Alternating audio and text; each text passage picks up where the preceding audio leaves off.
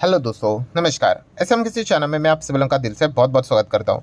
चलिए, बहुत सारी चीज़ों को कवर करना है एंड क्वार्टर फोर के रिजल्ट्स को भी कवर करना है। काफ़ी सारे कंपनी के नंबर देखने को मिले हैं। Let's start with the first company BEL. ठीक है, अभी नंबर्स तो देखा गया तो बहुत सारे 900 प्लस कंपनी के नंबर है इस हफ्ते। ठीक है, कल के दिन मैंने आप लोगों को जैसे बताया था, तो कुछ ही कंपनी को कवर कर पाएंगे। BEL, Bharat electronic limited. ठीक है, सरकारी कंपनी, बहुत अच्छा किया था 5 साल में। आप देख सकते हो 595 600। इनको क्या कॉन्ट्रैक्ट्स मिलते रहेंगे भाई, ये अच्छा करेंगे। ठीक है, बहुत सिंपल रहता है। मैंने कितनी बार आपको कहा है ये गणित। जिस कंपनी को कॉन्ट्रैक्ट मिलेंगे, पैसा मिलेगा, रेवेन्यू ऊपर जाएगा तो प्रॉफिट ऊपर जाएगा, प्रॉफिट ऊपर जाएगा तो अर्निंग ऊपर जाएगा, और आपका ईपीएस हम लोगों को यहाँ पे ऊपर जाने के साथ साथ पी रेशो नीचे आते हुए देखने को मिल जाएगा। तो अभी इनको लगातार कॉन्ट्रैक्ट मिल रहे, तो अच्छी बात है। अगर ये किसी ने रोक दिए तो प्रॉब्लम हो जाएगी, सिंपल एज दैट। बीएल की बात करें कैसे रहे इनके नंबर्स, थोड़ा सा शॉर्ट फॉर्म में ही देखेंगे। 1700 या फिर 1800 करोड़ ही पकड़ लो, मतलब 30% की जंप मार ली नेट प्रॉफिट में। एंड डिविडेंड भी डिक्लेयर यहाँ पे कर दिया कि छोटा सा ही है, बट चलिए कोई बात नहीं, देख लेते हैं। रेवेन्यू फ्रॉम ऑपरेशंस की बात करें 32% की जंप है। 6479, मतलब 6500 करोड़ का रेवेन्यू था पिछले क्वार्टर में। लास्ट फिस्कल की बात करें तो इस वक्त 8500 करोड़ हो गया। तो लगातार इनको ऑर्डर चलते रहने चाहिए भाई। अगर ऑर्डर नहीं चलेंगे तो ये 8.5 का 6.5 हो गया तो हो गया, मार्केट वापस पनिशमेंट दे देगा। अगर ये 8.5 का 10.5 हो गया, अगले साल की बात करो, मतलब एक रफली आपको ये बात बता रहा हूँ। ठीक है, तो कंपनी अच्छा करती रहेगी, तो आपको देखना पड़ेगा और कितने ऑर्डर्स इनको मिल रहे करके, उस हिसाब से स्टॉक रिएक्ट करते रहेगा। अगर बात करें तो आप यहाँ पे देख सकते हो, लास्ट टाइम 1382 करोड़ का प्रॉफिट हम लोग को पिछले साल देखने को मिलता था, इस वक्त लगभग 1800 करोड़ है। तो काफ़ी अच्छी जंप हम लोग को देखने को मिले। कितनी? 30%, जैसे अभी यहाँ पे देखी थी वैसे। और डिविडेंड की भी अगर हम लोग बात करें तो कितना है? 80 पैसे का डिविडेंड है। ठीक है भाई, चलो फाइनल डिविडेंड है। देन मतलब नंबर्स तो देखे तो बहुत अच्छे नंबर्स हम लोग को देखने को मिल रहे हैं। जितने भी सरकारी कंपनी है उन्होंने अच्छे ही नंबर्स यहाँ पे दिखाए हैं। देन अगर हम लोग बात करेंगे ट्राइडेंट के नंबर देखने को यहाँ पे मिल चुके हैं। ठीक है, कैसे रहे नंबर्स, और कल के दिन भी देखना पड़ेगा कि रिएक्शन कैसा रहता है करके। अभी तक की अगर हम लोग बात करें 5 साल में तो अच्छा परफॉर्मेंस दिखा है 500%, बट यस उसके बाद आप देख सकते हैं, देखिए कभी तो पीक बनेगा, नीचे गिरने के लिए रीजन चाहिए। वो रीजन मिला था, कौन सा? यस, टेक्सटाइल इंडस्ट्री की अगर हम लोग बात करें तो काफ़ी इंटरनेशनल मार्केट में भी पुअर परफॉर्मेंस देखने को मिल रहा था। एंड उसी के साथ साथ जितने भी टेक्सटाइल वाले स्टॉक है सब गोते खाते हुए देखने को मिले थे। तो अभी ट्राइडेंट के नंबर कैसे आए हैं, उसको थोड़ा सा ओवरव्यू कर लेते हैं। आप देख सकते हैं कंसोलिडेटेड नंबर है। पहले तो इन्होंने प्रेजेंटेशन अच्छा की, एक अच्छी बात है। पहले तो इनके नंबर्स इतने, मतलब पढ़ने में ही आंखों को तकलीफ होती थी, इतना खराब कॉपी रहता था। तो अभी तो अच्छा प्रेजेंटेशन है। 31 मार्च, देन दिसंबर मार्च, ठीक है भाई। देन टोटल इनकम आपका कितना है? तो टोटल इनकम है 17,000, 18,500, 15,800। क्वार्टरली इनकम गिरा है, ईयरली चलो थोड़ा तो ठीक ठाक है। देन खर्चा देख लेते हैं, इतना कमाने के लिए कितना किया है? 16,000 का खर्चा, 17,000 का खर्चा, 14,000 का खर्चा। अरे बाप रे! तो हम यहाँ पे कह सकते हैं इनकम माइनस एक्सपेंडिचर प्रॉफिट या फिर लॉस मिलेगा। तो कंपनी के खर्चे तो काफ़ी हेवी देखने को मिल रहे हैं। तो इसलिए कंपनी का प्रॉफिट देख सकते हो 781, लास्ट टाइम 1400 और उसके पहले 1700। ओहो, मतलब हम कह सकते हैं ईयरली क्वार्टरली काफ़ी हम लोग को डीप देखने को यहाँ पे मिल रहा है। एंड देन टैक्स बिग सब कुछ देने के बाद फाइनल नेट प्रॉफिट जो देखने को मिल रहा है आफ्टर टैक्स, वो भी कितना है? 590। एक साल पहले कितना था? 3 महीने पहले लगभग 1000 के ऊपर।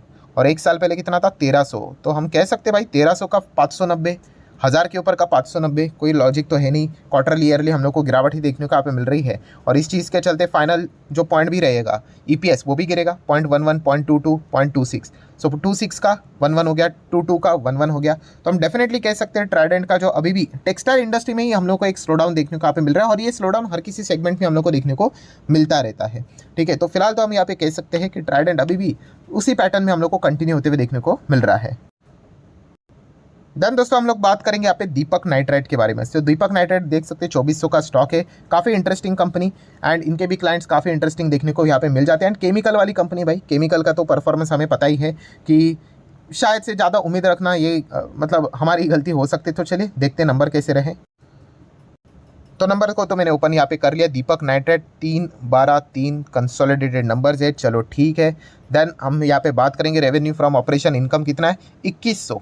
लास्ट टाइम था 2000, उसके पहले था 1900। तो चलिए ईयरली क्वार्टरली अच्छा जंप तो नज़र यहाँ पे आ रहा है। देन खर्चे कितने के भाई इतना कमाने के लिए? तो खर्चा है 1875, 1750, 1650। तो इनकम से एक्सपेंस हटा देंगे, क्या मिलेगा? प्रॉफिट या फिर लॉस मिलेगा। तो कितना है प्रॉफिट भाई कंपनी का बिना एडजस्टमेंट वाला? पॉइंट नंबर 3 के हिसाब से 270 पकड़ लेते हैं, राउंडेड फिगर ले लेते हैं। उसके पहले कितना था? 274, 3 महीने पहले। और एक साल पहले 315। ओहो, तो आप देख सकते हो ये प्रॉफिट बिना किसी एडजस्टमेंट वाला 315 से कम होकर 270 हो गया। 274 का 270 हो गया। वैसे तो केमिकल से हम लोगों को पता ही है थोड़ा डाउन परफॉर्मेंस ही रहेगा, तो वैसे ही कुछ नज़ारा वापस कंटिन्यू होते हुए देखने को मिल रहा है। देन उसके बाद दुनिया भर के एडजस्टमेंट यहाँ पे देखने को यहाँ पे मिल रहे हैं। एंड वहाँ पे मैं आप लोगों को बताना चाहूँगा कंपनी से रिलेटेड एक बहुत ही इंपॉर्टेंट पॉइंट है जिसको आपको नोट करना पड़ेगा। एंड वो दोस्तों पॉइंट है, आप देख सकते हैं पॉइंट नंबर 6। पॉइंट नंबर 6 क्या है? Exception item. और एक्सेप्शन आइटम में आपको नोट नंबर 2 रेफर करना पड़ेगा। और ये क्यों इंपॉर्टेंट है? बिकॉज इसके पहले एक्सेप्शन आइटम नहीं था और इस वक्त एक्सेप्शन आइटम का बड़ा एडजस्टमेंट देखने को मिल रहा है। आई गेस ये करोड़ में ही है नंबर्स, यस करोड़ में ही है। तो 80 करोड़ का लगभग एक एडजस्टमेंट देखने को मिल रहा है। अभी इससे क्या हो गया? कंपनी का प्रॉफिट बढ़ गया। ठीक है, जो कंपनी यहाँ पे कमा रही थी 270, उसमें 80 करोड़ जोड़ दो तो कंपनी का प्रॉफिट कितना दिख रहा है? अभी 350 करोड़ दिख रहा है। अभी इसके ऊपर टैक्स यहाँ पे सब कुछ देना पड़ेगा। एंड फाइनल प्रॉफिट कंपनी का कितना आ रहा है अभी यहाँ पे? तो देख सकते हो 250 करोड़, 200 करोड़ और 233 करोड़। तो 233 का 250 हो गया, 200 का 250 हो गया। बट क्या ये एक्चुअल मतलब ऐसा गलत तो नहीं बोल सकते, कंपनी लॉ के हिसाब से ये सारी चीज़ें उन्होंने की है। बट फिर भी एक्चुअल प्रॉफिट क्या ऐसा है क्या? नहीं। क्यों? क्योंकि इसमें 70-80 करोड़ जो हम लोग को एक्सेप्शन आइटम का एडजस्टमेंट देखने को मिल रहा है, इसके चलते प्रॉफिट यहाँ पे बढ़ा है। तो देख लेते, रेफर नोट नंबर 2 कीजिए कि वहाँ पे आप लोगों को देखने को मिलेगा कि 80 करोड़ क्यों बढ़ा है करके कंपनी आपको बता देगी। वो इंश्योरेंस वाले झमेला रहेगा, आप सभी लोगों को पता ही है, वो जो एक्सीडेंट हुआ था। सो नोट नंबर 2 को अगर मैं यहाँ पे पढ़ लेता हूँ विद द फायर इंसिडेंट, बोला ना, फायर इंसिडेंट वाला ही चीज़ देखने को यहाँ पे मिल रहा है। तो कंपनी ने सबसे पहले तो यहाँ पे बता दिया 47.20 करोड़ का लॉस यहाँ पे हुआ था। थोड़ा सा जूम कर दूँ, कितना?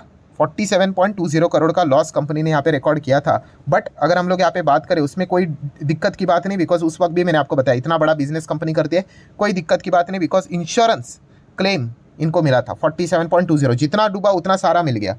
ठीक है, तो कोई नेट इम्पैक्ट नहीं पड़ा। कितना पड़ा देखो, नील अंडर द एक्सेप्शन आइटम, कोई दिक्कत की बात नहीं है। तो बाकी मतलब ये प्रॉफिट कैसे कहाँ से आ गया? तो दोस्तों उन्होंने एक और इंश्योरेंस से रिलेटेड चीज़ें भी यहाँ पे की थी, आप देख सकते हैं। Further the company has also received approval from for the claim 73 crore. कौन सा? ये कौन सा इंश्योरेंस है? तो दोस्तों बिजनेस इंटरप्शन। ठीक है, एक ऐसी चीज़ है कि आपका मटेरियल जो भी था, माल जो था, सामान था, वो यहाँ पे डूब गया। कितना? तो 47 करोड़ का, उसका तो पैसा मिला, बट वो सामान पूरा जल गया। तो इस चीज़ के चलते हमारा जो बिजनेस पे आहत यहाँ पे आ गया है, बिजनेस हमारा तकलीफ में आ गया। अगर वो आग नहीं लगती तो हमारे बिजनेस से कमाई हो सकती थी। सो बिजनेस इंटरप्शन से रिलेटेड भी उन्होंने इंश्योरेंस करके रखा हुआ था, तो उससे रिलेटेड पैसा उनको यहाँ पे मिल चुका है। सो वो टोटल अमाउंट कितना है तो उन्होंने यहाँ पे बताया, ये देखिए लगभग 79.80 करोड़। और इसी चीज़ को उन्होंने क्या बताया? एक्सेप्शनल आइटम, मतलब उनको एक्स्ट्रा पैसा यहाँ पे मिला है करके। मतलब ये आग नहीं लगती तो ये वाला पैसा लगभग वो कमा पाते, पर वो क्यों नहीं कमा पा रहे? बिकॉज बिजनेस इंटरप्ट हो गया आग लगने के चलते, तो वो उनको पैसा मिलते हुए देखने को यहाँ पे मिला है। और वो उन्होंने यहाँ पे क्या बताया भाई, तो ये 80 करोड़ भी इसमें हम लोग डाल लेते हैं करके, क्योंकि कंपनी का रूल ये है भाई, एक्सेप्शनल आइटम के एडजस्टमेंट के हिसाब से उन्होंने बताया। बट ये भी याद रखना कि एक एक्सेप्शनल है, मतलब ये बार बार नहीं होता है, कभी कभार होगा। ठीक है, तो इसीलिए ये नंबर्स हम लोग को अच्छे खासे देखने को यहाँ पे मिल रहे हैं। एक्चुअल में अगर इनका मेजर कोर परफॉर्मेंस अगर हम लोग देखें तो क्वार्टरली ईयरली हम लोग को प्रॉफिट में गिरावट देखने को मिली है। बट ओवरऑल अगर दीपक नाइट्रेट की बात करें तो ये एक डिसेंट कंपनी है, मिड साइज की एक डिसेंट कंपनी है, फ्यूचर इनका काफ़ी ब्राइट है। तो ज़रूर चाहो तो आप इसको उस हिसाब से कंसिडर कर सकते हो। सो दीपक नाइट्रेट के नंबर हम लोग ने पढ़ लिया। एक्सेप्शन आइटम ने थोड़ा सा कहानी में ट्विस्ट डाल दिया, बट उसका जो मेजर एक्सप्लेनेशन था वो मैंने आप लोगों को बता दिया। ईपीएस पढ़ने की जरूरत नहीं, बिकॉज प्रॉफिट अगर बढ़ जाता है एक्सेप्शन आइटम के चलते तो आपका ईपीएस भी बढ़ेगा, इसमें कोई रॉकेट साइंस की बात तो है नहीं। देन आ जाते भाई आईआरएफसी के। और सो कैसे रहे आईआरएफसी के नंबर्स? आरबीएनएल के नंबर तो अच्छे देखने को मिले थे, तो आईआरएफसी के नंबर्स मैंने यहाँ पे ओपन किए हैं। ठीक है, डायरेक्टली हम लोग नंबर्स को यहाँ पे पढ़ेंगे। मैं थोड़ा सा इसको प्रॉपरली देख लेता हूँ। ठीक है, इनकम विनकम ऐसा लिखा हुआ है, ज़्यादा कोई दिक्कत नहीं होगी। तो ठीक है, कितना इनकम है भाई? आप देख सकते हैं 64,000 का इनकम है। 67,000 का था इसके पहले, मार्च है, सीक्वेंस देख सकते हैं। और उसके पहले 62 था, 62 का होगा 64, 67 का हो गया 64। आप देख सकते हैं यहाँ पे क्या लिखा हुआ है? Total income. अभी टोटल इनकम के नीचे आपको टोटल खर्चा देखने को मिलेगा, तो वो कितना है तो वो भी आप देख सकते हो, डबल लाइन में यहाँ पे लिखा हुआ है। ठीक है, 47, 51, 49। सो इनकम से एक्सपेंस हटा देंगे, क्या मिलेगा आपको? प्रॉफिट। तो प्रॉफिट कितना है? तो ये है वो प्रॉफिट दोस्तों, 17,000 आराम से दिख रहा है। 15,900 लास्ट टाइम था, और एक साल पहले 12,800। तो ईजी है, 12,800 हो गया 17,000, 15,900, ऑलमोस्ट 16,000 का हो गया 17,000। तो डेफिनेटली हम कह सकते हैं कंपनी का परफॉर्मेंस अच्छा देखने को मिल रहा है। और ईपीएस भी देख सकते हैं 1.32, 1.23, 1.02। सो ईयरली क्वार्टरली हम लोगों को ईपीएस भी इसका बढ़ते हुए देखने को यहाँ पे मिल रहा है। सो आईआरएफसी की भी परफॉर्मेंस की बात करें तो अच्छा ही परफॉर्मेंस देखने को मिला है। 34% की जंप नेट प्रॉफिट में देखने को मिल चुकी है, और 70 पैसे का डिविडेंड भी उन्होंने अनाउंस कर दिया है। बाजार को कैसे लगे नंबर वो तो कल के दिन पता यहाँ पे चल जाएगा। इनकी जर्नी भी हम लोग को सेम वैसे ही चलते हुए देखने को यहाँ पे मिल रही है। ध्यान दोस्तों वापस आ जाते हैं इंपॉर्टेंट खबर की, और कौन सा? वही ईरान वाली खबर। एंड इससे रिलेटेड काफ़ी सारी खबरें हम लोग को देखने को मिले, जैसे कि ये एक सवाल यहाँ पे पूछा जा रहा है कि सर ईरान का जो शेयर बाजार है तेहरान की, अगर हम लोग बात करें वो तो 2.5% से ज़्यादा हम लोग को क्रैश होते हुए देखने को मिल गया इंडेक्स लेवल पे, ठीक है। तो क्या इसका इम्पैक्ट अभी हमारे बाजार के ऊपर आएगा? तो दोस्तों इससे रिलेटेड पहला ही वीडियो, ठीक है, मैंने यहाँ पे ऑलरेडी कवर करके रखा हुआ है। वहाँ पे मैंने साफ साफ आपको बताया है, ठीक है। यही प्रॉब्लम होता है, अगर आप वीडियो को पूरा नहीं देखोगे, आधा अधूरा देखोगे, तो आधा अधूरा इन्फॉर्मेशन मिल जाएगा। मैंने 3 पॉइंट आपको बताया, वो 3 पॉइंट के ऊपर जब मेजर फर्क पड़ेगा तब आप समझ लेना कि हाँ भाई कुछ हो सकता है करके, अन्यथा इतना ज़्यादा पैनिक करने की ज़रूरत नहीं। जैसे कि सबसे पहले क्रूड ऑयल क्या बहुत ही ज़्यादा खराब यहाँ पे देखने को मिल रहा है? नहीं, अभी भी क्रूड ऑयल आप देख सकते हो 83 84 पे ही देखने को मिल रहा है। तो अभी भी इतना कोई पैनिक नज़र नहीं आ रहा है, ठीक है, ये समझो।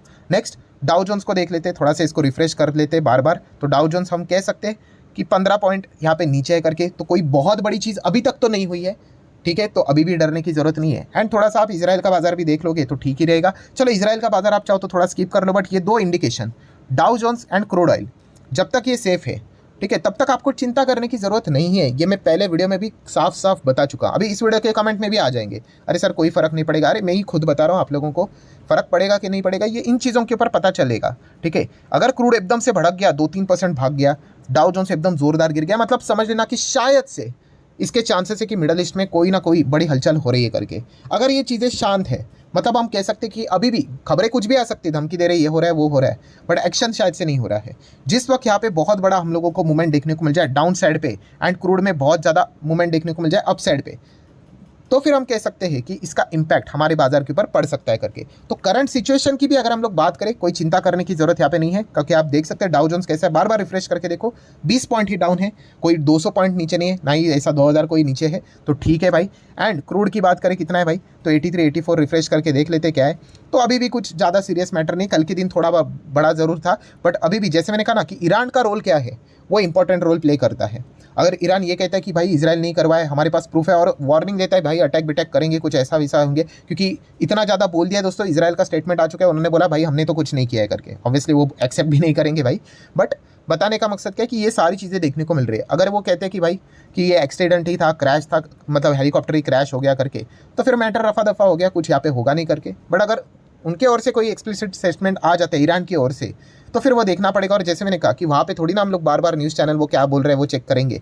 क्रूड को देखो और अमेरिकन बाजार को देखो, अमेरिकन बाजार क्लोज हो जाएगा तो उसके फ्यूचर को देखो, आपको इंडिकेशन मिल जाएगा। तो अभी क्या नज़र आ रहा है, कोई ज़्यादा पैनिक करने की वहाँ पे ज़रूरत नहीं है। हाँ, ईरान का बाजार में 2.5% से ज़्यादा गिरावट इंडेक्स लेवल पे देखने को मिली होगी, फिर भी हमारे बाजार को इतना पैनिक करने की फिलहाल तो ज़रूरत नहीं है। जब तक डाउ जोन्स एंड क्रूड शांत है तो हमारा बाजार में भी ज़्यादा कोई नेगेटिव इंपैक्ट देखने के चांसेस कम रहेंगे। बट जैसे मैंने कहा कि एक ऐसी चीज़ें होती है, अभी मैं वीडियो बना रहा हूँ, हमें नहीं पता बैक एंड पे क्या क्या चीज़ें चल रही करके, वीडियो अपलोड होते होते भी चीज़ें कभी भी बदल सकती है। तो अलर्टनेस भी आप चाहो तो थोड़ा बहुत मेंटेन करके रख सकते हो। आप शेयर बाजार में आए हो ना, इन चीज़ों की आदत होनी चाहिए, बार बार चलता रहता है, इसमें कोई बड़ी बात नहीं है, ठीक है। कभी रशिया यूक्रेन, कभी बीच में ही चाइना जाग जाएगा, ताइवान को धमकी दे देगा, ये चीज़ें चलती रहती है, प्लस माइनस चलता रहता है। सो आशा करता हूं वीडियो हेल्पफुल लगा होगा, तो चाहो तो लाइक एंड शेयर कर सकते हैं। मिलते हैं नेक्स्ट वीडियो में, तब तक के लिए बाय बाय।